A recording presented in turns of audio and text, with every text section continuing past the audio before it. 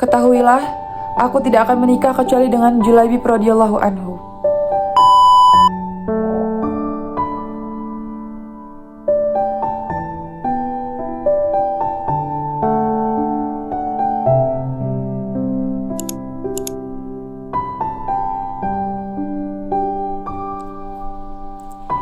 Assalamualaikum warahmatullahi wabarakatuh. Halo semuanya, perkenalkan nama saya Dian Yulia Zahra.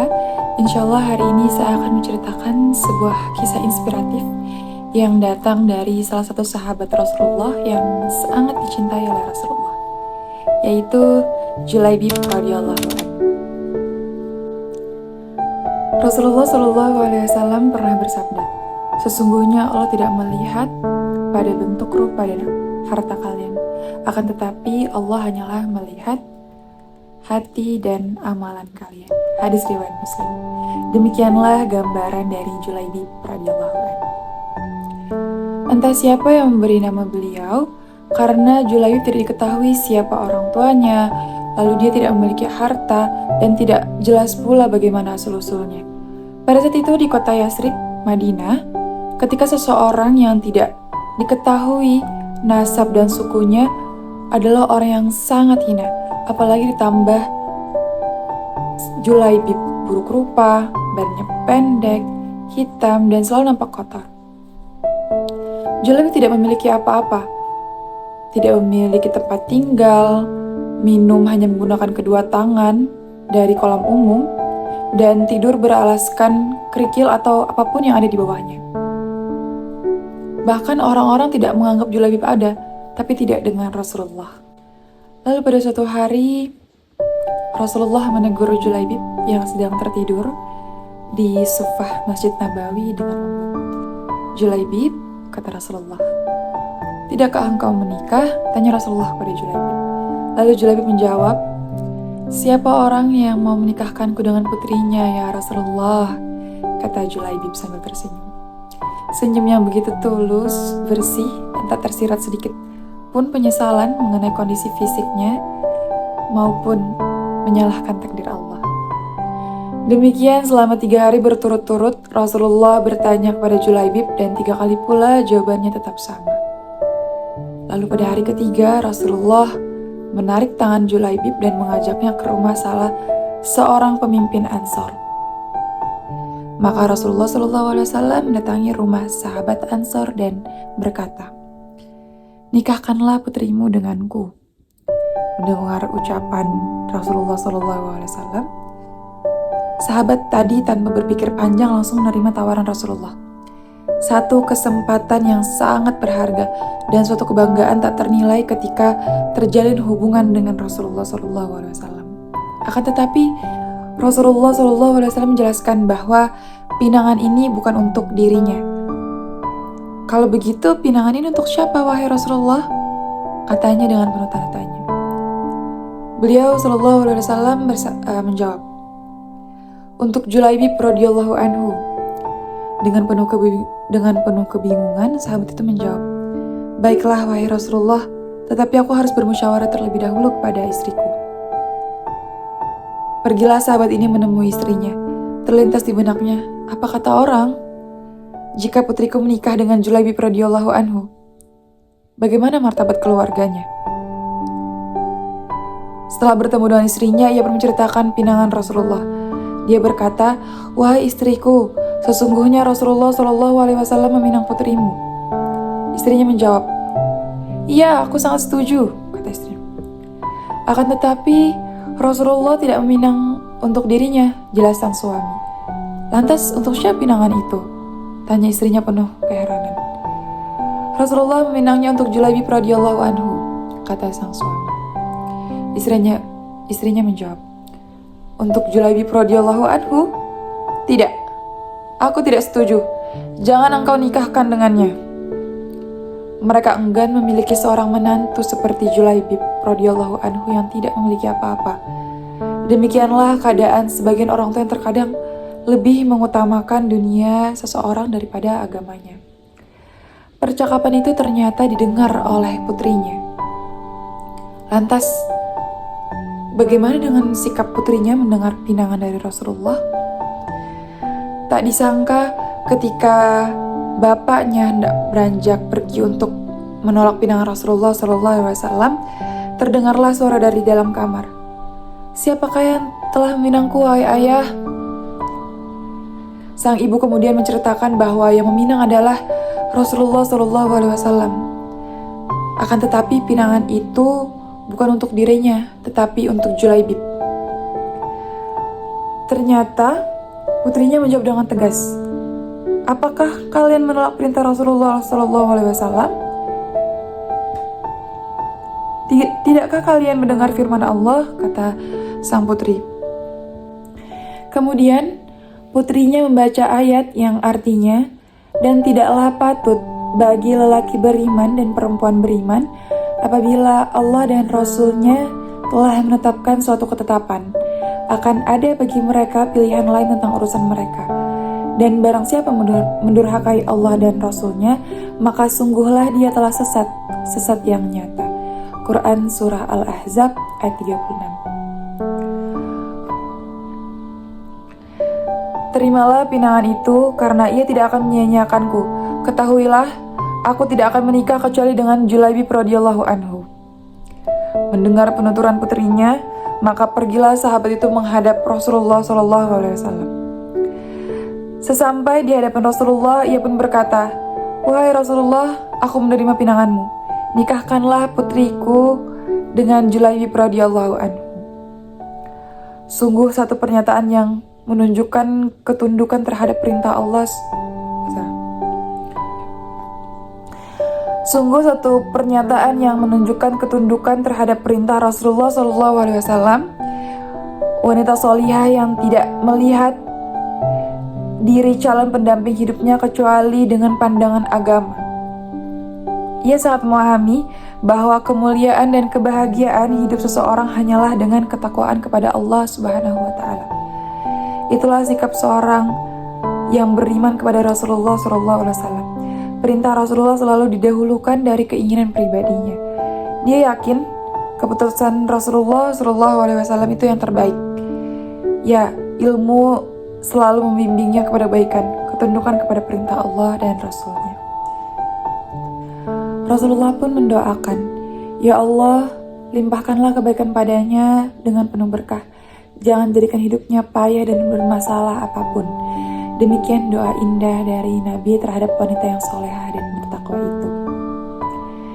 Demikianlah Julaibib menikah dengan istrinya yang cantik wajah dan hatinya.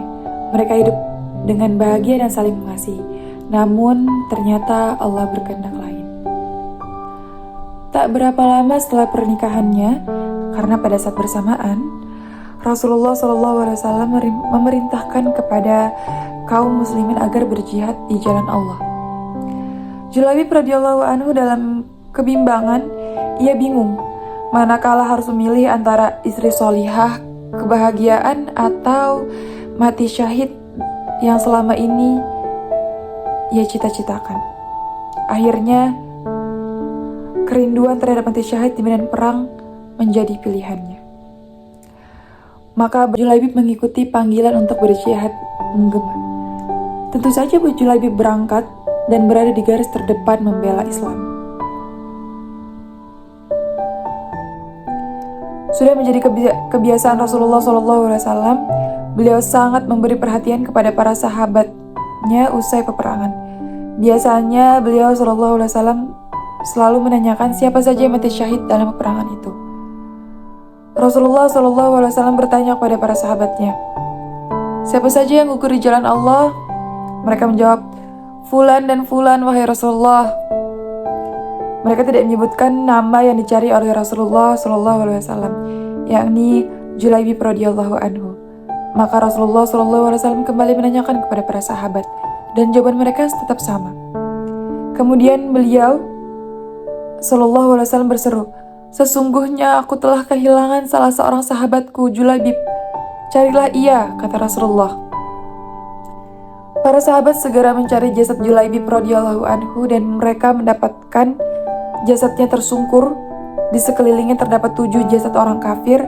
Segeralah para sahabat memberitahukan kepada Rasulullah tentang Julaibib radhiyallahu anhu. Maka Rasulullah SAW segera menghampiri jasadnya. Beliau SAW berdiri sampingnya dan bersabda, "Dia telah membunuh 7 orang ini, kemudian mereka membunuhnya. Sesungguhnya ia adalah aku dan aku adalah dia." Rasulullah mengucapkannya sebanyak 3 kali. Kemudian dengan penuh lemah lembut dan kasih sayang beliau SAW mengangkat jasadnya dan menyandarkannya di lengannya.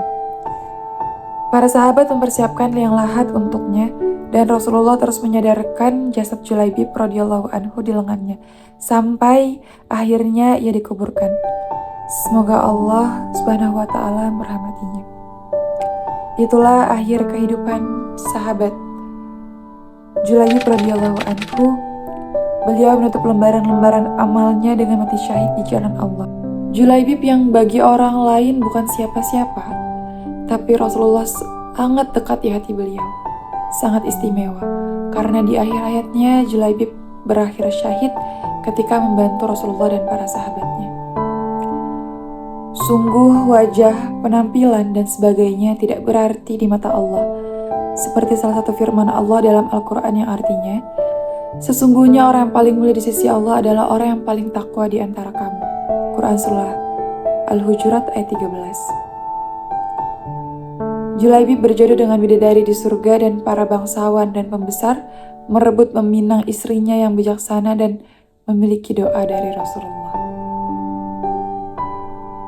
Lalu, bagaimanakah dengan wanita salihah yang siap mendampinginya? Sepeninggal sahabat Julaibib radhiyallahu anhu, wanita itu menjadi seorang yang kaya raya di kalangan kaum Ansor. Semua itu berkat doa Rasulullah SAW, yaitu ketika beliau SAW berdoa, "Ya Allah, curahkanlah kebaikan untuknya dan janganlah Engkau menjadikan untuknya kehidupan yang susah." Dengan doa Rasulullah SAW ini, ia mendapatkan keberkahan dalam kehidupannya. Demikianlah hikmah lantaran taat kepada Rasulullah SAW. Demikian kisah dari sahabat Nabi yang sangat dicintai oleh beliau, yaitu Julaibib radhiyallahu anhu. Apa yang bisa kita petik dari kisah tadi? Yaitu sami'na wa ta'na. Itulah sikap seorang mukmin ketika sampai kepadanya perintah dari Rasulullah SAW. Sikap ini sebagai bukti keimanannya kepada Rasulullah SAW dan sebagai bukti kecintaannya kepada Allah Subhanahu wa taala. Memang demikianlah menjadi keharusan bagi seseorang yang telah bersaksi Muhammad adalah utusan Allah untuk menerima segala yang telah menjadi keputusan Rasulullah. Tidak ada lagi pilihan bagi dirinya kecuali harus tunduk dan patuh, karena Rasulullah SAW tidak memerintahkan kecuali dalam perintah tersebut mengandung banyak hikmah, dan beliau SAW tidak melarang kecuali dalam larangan itu terdapat bahaya besar. Sikap taat, tunduk, dan patuh itu selalu menghiasi para sahabat Rasulullah.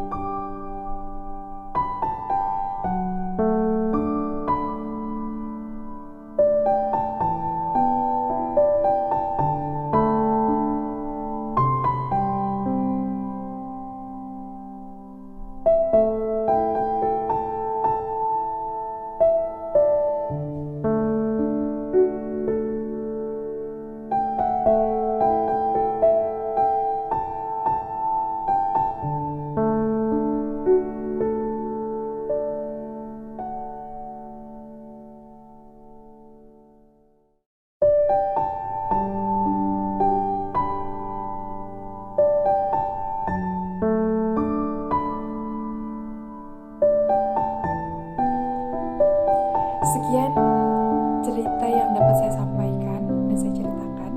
Semoga dari cerita tadi kita dapat mengambil hikmahnya dan semoga selalu dalam lindungan Allah. Terima kasih yang sudah menonton sampai habis.